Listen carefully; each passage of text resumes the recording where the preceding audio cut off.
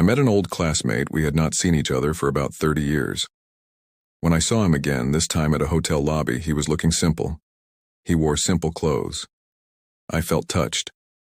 He walked up to me and was glad to see me again. But deep within me, I was not impressed with his status compared to mine and poor me. I couldn't hide it. We exchanged contact details, and I could see the joy in him as he collected mine. I told him I would drop him home in my brand new Range Rover, and I pointed it to him. He declined and said he had already called for his car. It looked old, a 2001 Honda Accord. I invited him the next day for lunch at my house. A part of me wanted to impress him, to show off my success and affluence to him, while another was to discuss opportunities and possibly help him. He drove to Parkview where I lived. He looked impressed with my home. I had taken a heavy mortgage.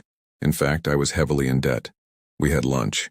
He told me he was into small business and particularly real estate. I brought up more business discussions, but he didn't sound too interested. I asked him how I could help him. He said he was fine. I even told him if he was interested, I could help him secure some loans. He looked at me and smiled.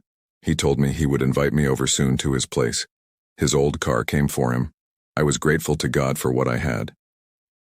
Fingers are not all equal, I thought to myself. I was lucky.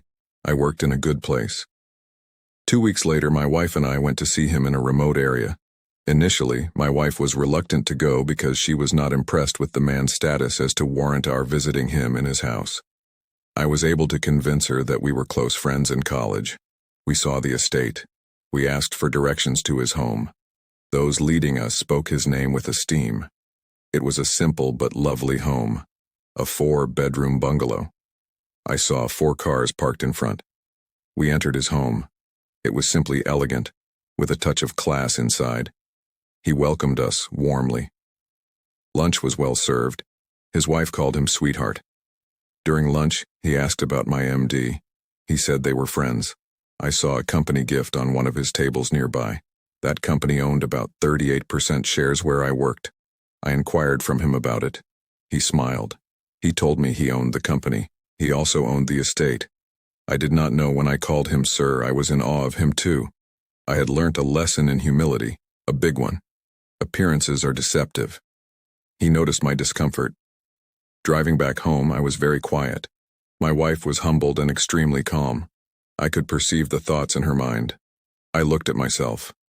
Living on loans, heavy loans, and showing off while someone who pays my salary is quite modest and living a simple life.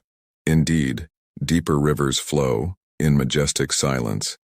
Adjust your perception towards others. Read, learn, and take a good step of change. Stop rating people based on their physical appearance or level of education. Concentrate more on how to better your life than on how to impress people. Have a lovely day ahead.